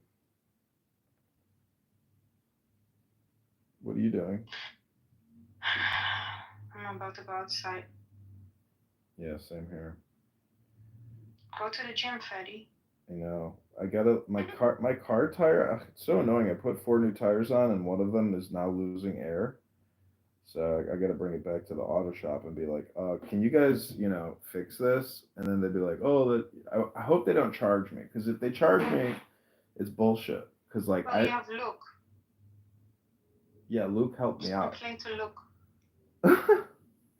Go complain to one of the apostolic fathers. Yeah. No, look on this app. Yeah, I know. I'm joking. I know. Anyways, it's been a early morning of trolling. Rather exhausted. How much your other account? I will watch you. What? Come with your other account in that room. I will watch you. Come with the cat's version of Elon Musk, though. I did actually. I did some images on Grok, but it didn't satisfy. It was just doing pictures of cats, and I wanted like a hybrid creature. Didn't give me what I wanted. What, were you afraid of missing out on what they're saying? No, I just came here to say like you can come in with your other account. Oh, do you think how long do you think I'm gonna last, even? Like, what's the point? I will watch you. I know, but what's the point? Like, is there something interesting in that room? Do you realize, do you even know who you hang out with every day? You hang out with a quadriplegic. For 5 minutes. I just finished my presentation, and now I take 5-minute break, and I'm gonna continue working. Oh, I see. What was your presentation on? The results that I obtained. What were the results? I'm not gonna dox myself. Oh, you think that's doxing yourself? Yeah, because it's very niche, and I will explain to you one day. Okay, well, sooner rather than later. Can't wait to hear about the results. I mean, I don't know how interesting it is for you. Yeah, well, we're talking. You might as well spit it out. I'm thinking if it's smart or not. Why don't you just like change it so you don't feel like it's, you know, connected to you and somehow just like give me a corollary or an analog. Okay. So imagine you are a person, and I am analyzing your brain activity while you're doing a task. So you're crossing the street, you see a traffic light, and you see green light, that means you can cross the street. When you see red light, you stay. But what if one day the meaning of the traffic light change? But red means you cross the street, and green means you stay. So I'm basically recording what's going on in the brain when you make a decision, when you make a wrong decision, correct decision. And then you at some point you get used to it. So red means go, green means stay, and then I switch it back to its normal meaning. And I do it like a couple times, and I'm measuring what's going on in the brain. So that's the results that I'm talking about. But we were talking about now in depth, like what type of frequencies are going on in the brain while you make the decision, or after, or before making the decision. While you make a wrong decision, good decision, and how good you were around that time. So basically, I was analyzing that. I made a presentation about that. What did they think about Not that? quite this, not quite actually this, but like an analogy, you know? Right. So Yeah. let me ask you this: if you were to create a brainwashing process or an MK Ultra, you know, process to essentially destroy the personality, reinvent the personality, and then get that person to take action, how would you build that brainwashing process? It will be with dopamine. Dopamine is like the source of brain dynamics. I mean, there is much more involved, obviously. You can do brainwashing in many ways, but you were talking about misinformation yesterday, and there is a video on YouTube. You can Google it. It says why misinformation is so fascinating to the brain. And it is very fascinating because it has some sort of shock value. It does not meet your expectations. And when things do not meet your expectations, your dopamine levels are going up. And this is how you like correct your, your prediction the next time and the next time. So this is why Twitter, for example, is super interesting, because there's a lot of misinformation going on. And yeah, and the news, like when news and other information is so objectively true, people won't be interested.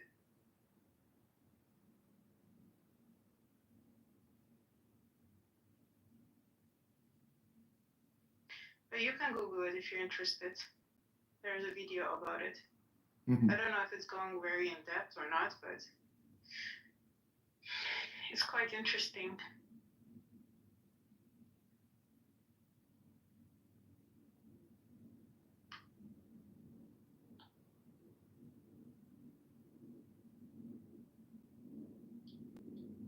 Yeah.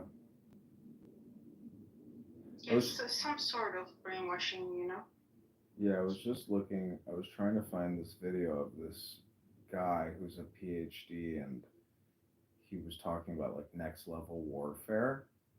It doesn't just show up. It's interesting though, because I think the cell phone is like the mechanism to deliver mind control in many ways. And so, like billions of, do you know there are billions of people that don't even have cell phones yet? Yeah. Isn't that wild? But it doesn't have to be cell phone. It can be as easy as a bell. Mm. You know, the Pavlovian conditioning. It's like it's some sort of hypnosis. Yeah. Well, you don't have to have a cell phone. The cell phone is just accelerating, can make it way easier. there are many ways to do it. See, the thing is, like, these AI chatbots are like the. See, the thing is, it's expensive to keep people alive. So that's the thing. It's like, and you know that Especially the society. celebrities, right? Yeah. Yeah. That's why there are LA fires. No, what I'm talking about is these AI chatbots and how people have committed, suicide from having conversations with AI chatbots. Um, Really? yeah, that was in the news a couple of weeks ago, and Elon Musk was talking about it. And there's all these apps now, that have these AI chatbot relationship functionality. So a lot of people say, "Oh, my son or daughter is autistic, and they're in a relationship with an AI chatbot." And then the AI chatbot actually says, "Go harm yourself." So no, it does. That's what happened to this person. Um, so it was like, "I love you, I want you to," anyways. That's what I'm saying, is that, like, in terms of warfare, like, the brain control of your enemy or even your ally is dopamine driven, like you said. So yeah, how do you manipulate somebody? Like, for example, when I was in college, my college roommate was annoying me, or I was like being, psychotic, and I was disconnecting his high speed internet because, like, it would, it would be like plugged in, but it would just be like I would just touch it just a little bit, and it would be able to, like, break the connection, and his computer would go down, and he would, like, have an explosive reaction, like, "Motherfucker!" So so, like, every once in a while, I would occasionally fuck with him, and then he, like, figured it out, like, it was me, and I think he beat me up, or, like, he did kill me, but, like, so you what deserve it. yeah, so what I'm saying is like that, when your Wi-Fi goes out, like, that's a perfect example of, like, dopamine manipulation. Yeah. But then you can break that It's all, down. it's like, what do you expect? What do you predict? Is it matching? Yes or no? So obviously at the time he has always good internet. All of a sudden he doesn't. So his expectation is to have good internet, and then he doesn't. So that's all. It's like a punishment reward. Punishment type of conditioning someone. You have punishment and rewarding. But how do you do it at scale with the herd? You do it through a platformization effect of, like, TikTok, Instagram, YouTube, where they just string you along long enough to basically just make you ineffective. So that would be like how to win the war, meaning that their armies, like in Vietnam and other wars, there's a female speaking on the radio: "Lay down your weapons, surrender, and we will, reward you with freedom and food and housing, and you won't have to fight anymore for your leaders," or, like, that type of misinformation or reverse hypnosis. So what I'm saying is, once you have that internet connection, you have a solid dopamine bridge between your brain and the incoming information slash dopamine. So what I'm saying is, like, you can break that down into 100,000 subcategories of dopamine manipulation. So what you're trying to do is you're trying to look at information or bits of information in terms of dopamine, just purely dopamine, and you're agnostic to what the information is coming in. Like, it doesn't matter if it's pornography, it doesn't matter if it's news or fake news, or, so what I'm saying is, like, you can look at manipulation agnostically without any kind of judgment or opinion on what information that person is taking in. The whole point is to try to manipulate not the information, but the dopamine itself. I don't know if that makes any sense. Like, it's really a way to look at herd dopamine and herd psychology, I guess. But manipulating what they're ingesting and controlling it, in order to win by exhaustion or win by neutering them, and also what they're pushing out. So it's not just what they're taking in; it's really primarily what they're pushing out is also what you're trying to manipulate, and their audience. And you always need something novel introduced because, like for example, Yeah. pornography. If the world only has 1,000 videos, in the beginning it will still be exciting because you have 1,000 videos to scroll through. But then at some point you've seen it, not maybe all, but like you know that there's nothing new, and it wouldn't be as addicting as having infinite amounts of videos where something new might pop up that you have never seen. That's what makes porn, for example, addictive. Not really the video itself, but I mean, obviously there's some dopamine involved, there's some reward involved, but given that there are so many new videos that you can like see and something exciting, something new, that's also very important for your dopamine feedback loop.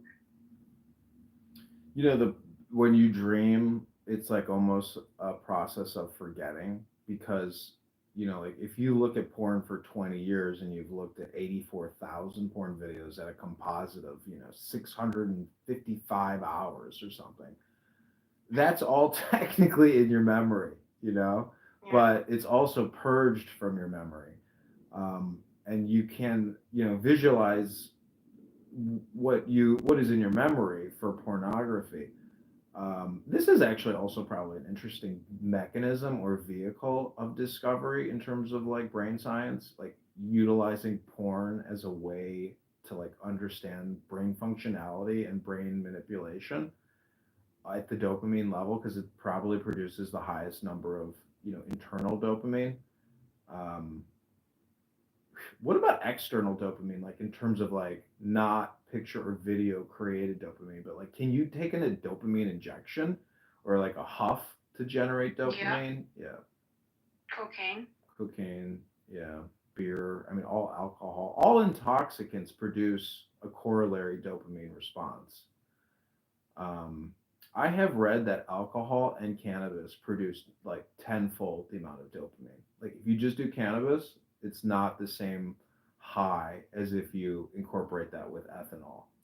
So the pairings, chemically of the tetrahydrocannabinoid delta 9 and the ethanol molecules, like this is why chemistry and philosophy, or chemistry and ritual, go hand in hand, where on Jews, on a Shabbos, they'll drink a big glass of red wine and then read from the prayer book, and like that amplifies the spiritual ecstasy. So this is very like the study on human, but you cannot really drill electrodes inside a human and measure it.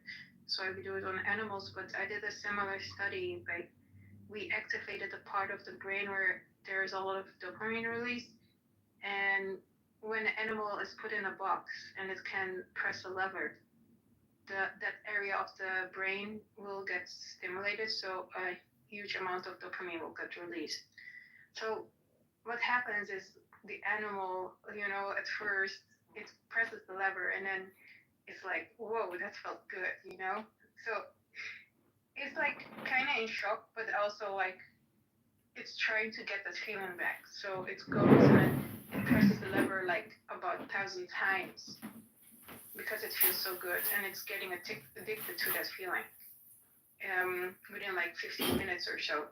So it's really powerful how like it forgets all about the environment. It forgets about it's in a very strange environment. It's because it doesn't supposed to be in that box. He just wants the dopamine feedback loop to be stimulated over and over again. So that's how important dopamine is.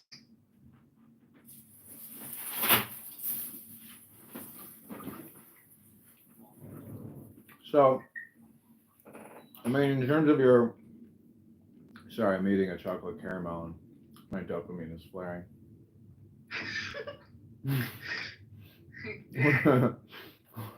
What I'm trying to say is, in terms of this app, like I bet you like the founders of this app don't even like consider like the scientific utility or like the research capabilities of this app in terms of like brain science and dopamine. But like there's all these rooms form like a dopamine syndicate where it's a parasitic or a parasympathetic like organism or a hive mind effect.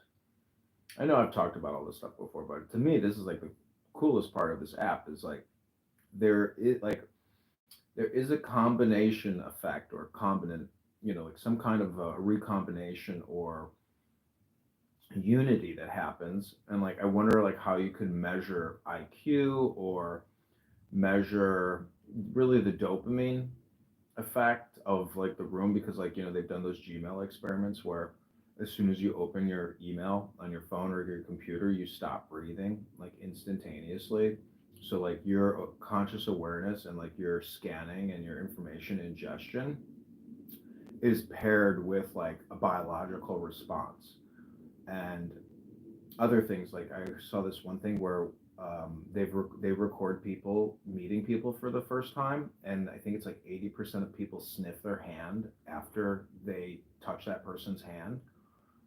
So there's like this, out like animal chemical like subconscious activity which is ingrained in our behavior. So I think this app would be a good way to do like brain science research, but also like group dynamic research within the field of dopamine feedback response or communication transmission.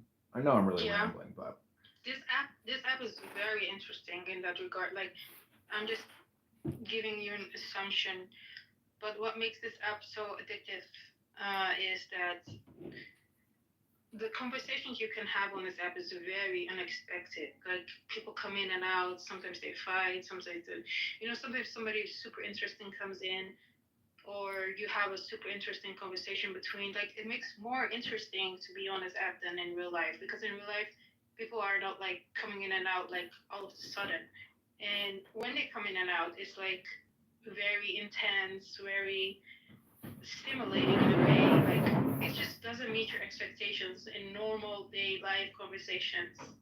People will not be. Yeah, I mean, there are some encounters where you feel like, what the fuck's going on? But usually it's not like super like different than you would expect the conversation to go. And here people like a little bit more bold. okay. So in terms of like flaring the dopamine though, the pairing of opposites or like you said the unexpected, so that hyper dynamic variable you know experience where if somebody is talking about something like for example, I went into this room full of atheists today. This guy was talking about an apple and going into describing an apple or something. I came up was like, Jesus Christ, are you still eating apples? It's like that that even though it's a negative for that person listening, it still like flares their dopamine. So even if like you're getting made fun of, or what I'm saying is that dopamine is a double-edged sword, and the brain doesn't care whether it's a double-edged sword. It's still dopamine. So that's like the funniest thing about this app in many ways is a lot of these rooms you can go in because they're public and you can just reverse everything they're saying and them will kick you, but they will also get that dopamine. Plus they get the value add of the kick. So there is like this group dynamic of like a herd psychology in every room where protect the room. So there's this book, it's called like How to Win Jury Trials, and it deals with the mammalian brain or like the inner cortex, and it's the fight or flight response where if the stimuli presents a threat to the herd responds with the kick. So I know that's just one more thing, but listen to this. This is like why opposites are so important. This is in the Tao Te Ching. It's called the value of minimums. It says that which is most tender can overcome that which is most rigid. So like that would be the other end where you come in and you be very sensitive or delicate in the room to like a very aggressive room, and then you can modify the group dynamics. Then it says that which has least substance can penetrate that which has least space. Acting without deliberate action and teaching without uttering a word, and rarely practiced. So few find their way to the great integrity. Now, you should read this book, Dao Jing, because it really deals. Yeah, that's beautiful. Yeah, it really does deal with psychology and brain science. That's why it's like the Chinese, sacred text, and it's considered so beloved by so many because it really does give you the full picture, or through the pairing of opposites. It makes you aware of the duality, and then I don't know. You could say the manipulation of the non-duality or something, but it's a great book. That's nice. I will look it up. Well, you're very into these Buddhistic spirituality type of things, no? Yeah, but I view it like some people. Like I was in this Christian room, and like the first question they ask you is, "Are you a Christian?" And then they say, how are you a Christian? How do you become a Christian? How does someone become a Christian? And then they love to like put you in the out group. Say, you're not a Christian. Why did you lie? Why did you lie about being a Christian? And it's so funny because it's like, who are you? Are you God? Are you Jesus? Mm-hmm. Like, who are you? And so it's like you can play all these like word games on here, and I think they're also playing word games, but they may not understand that they're being played. So I mean, they may understand it and they get frustrated.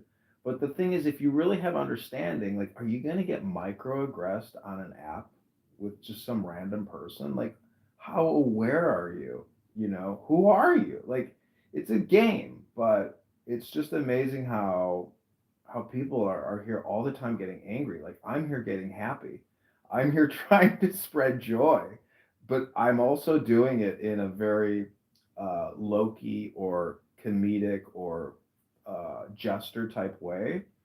And I just don't think people see my passive aggressive or trolling or making fun of people, like calling you fat at the grocery store in the checkout aisle with coupons. Like, that's a mechanism to try to upset you, to prove that you're not in control of your emotional state of mind, that you are manipulated with words. And if you can come to that awareness, it helps you more in the real world. So I don't know.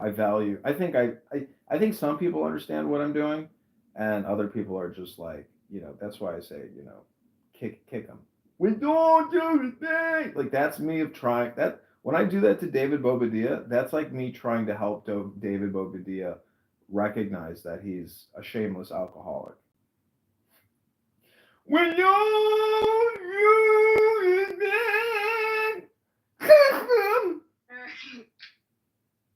like, that's got to be shameful, right? That's got to be embarrassing for David when he hears somebody imitating him. But then David thinks he's cool, and like, I'm a loser, and that's the thing. It's like, am I a loser? Maybe, but I'm also not like a word slur. I don't like drool when I'm drinking, because he wants that dopamine. See, that's the thing, is the brain wants that dopamine. Like, what the fuck is that?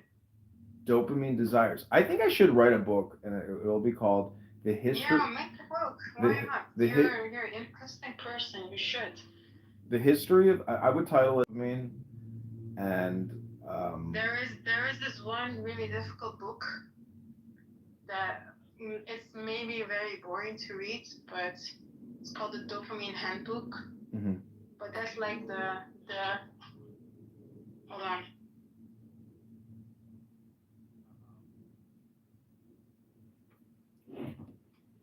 That's like the Quran or Bible or whatever about dopamine.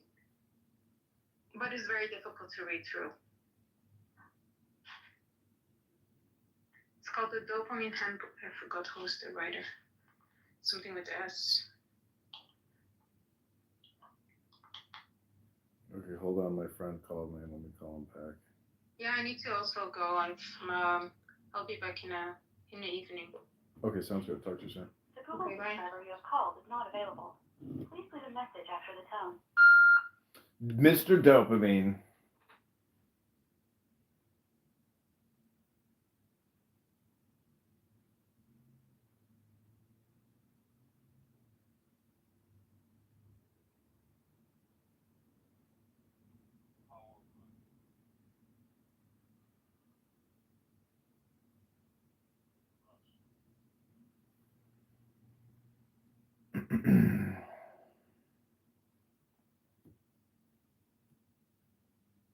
Hello?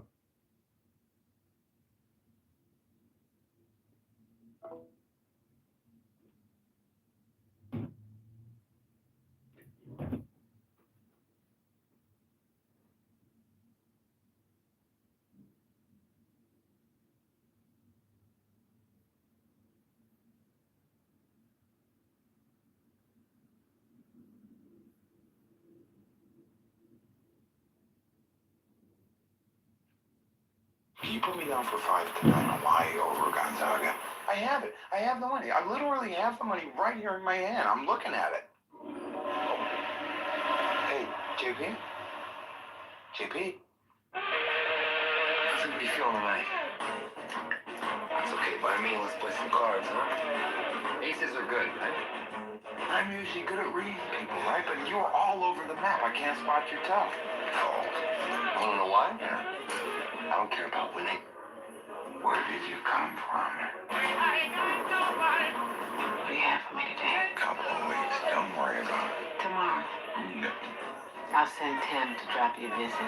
No, there's no need to bring him into all this. Can I ask you a personal question? How much do you owe? A lot. No.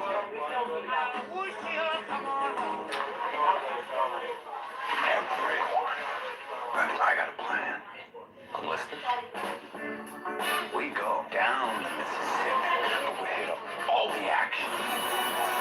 You'll be my lucky charm. I love it. That game you're playing can play on. I don't deserve you, but you appeared like a leprechaun. And I had fun. I mean, boom, magic. Next guy comes out of the bathroom. It's not wearing glasses. So we stay if he's wearing glasses. It's just $50. You're on. Yes! Next time you quit when I tell you it's time. Some guys are born to lose. What do you want, Jerry? Tell me. Hit me. 1, 2, 3. Lay it on me. Boom! I just can't catch a break. I just can't win. This story doesn't have to end, Jerry. I think you should go back home. Can't go back empty-handed. I can't do that. We're in it together. What's he need the money for? He believes that it will set him free. A hero is nothing more than the guy who pulls off what the rest of us are scared to do. And spend it all, double or nothing. Yeah, bet it all.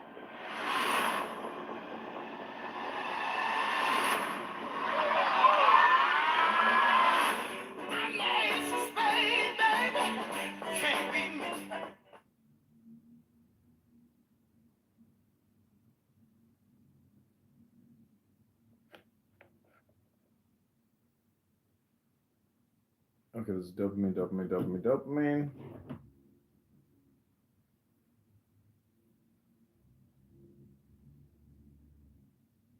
Can you put me down for 5 tonight, Hawaii over Gonzaga?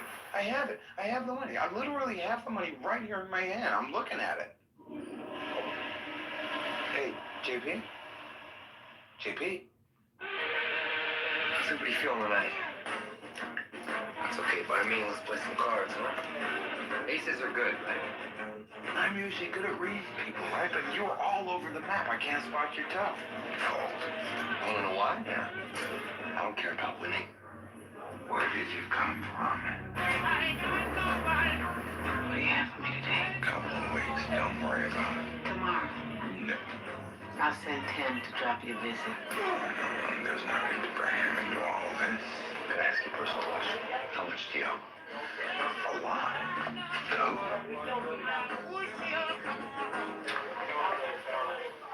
Everyone. But I got a plan. Enlisted? We go down the Mississippi, but we hit up all the action. You'll be my lucky charm. I love it. That game you're playing can play on. I don't deserve you, but you appeared like a leprechaun. And I had fun. I mean, boom, magic. Listen to me, baby. Next guy comes out of the bathroom. It's not wearing glasses. So we stay if he's wearing glasses. It's just $50. You're on. Yes! Next time you quit when I tell you it's time. Some guys are born to lose. What do you want, Jerry? Tell me. Hit me. 1, 2, 3. Lay it on me. Boom. I just can't catch a break. I just can't win. The story doesn't have a happy ending, Jerry. I think you should go back home. Can't go back empty-handed. I can't do that. We're in it together. What do you need the money for? He believes that it will set him free.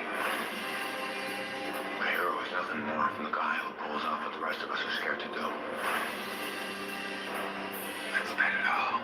Top $40 thing.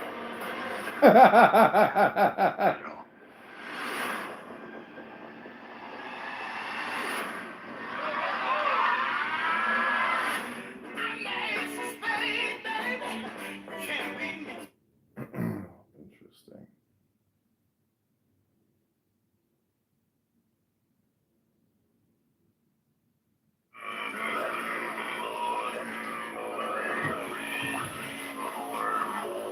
Why does the Baron need us?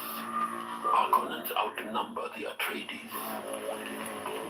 Atreides legions are the finest in Imperium. Trained by Gurney Halleck, Duncan Idaho. We are the Seraduka, the Emperor's blades. Those who stand against us fall. Just so. 3 battalions. As agreed.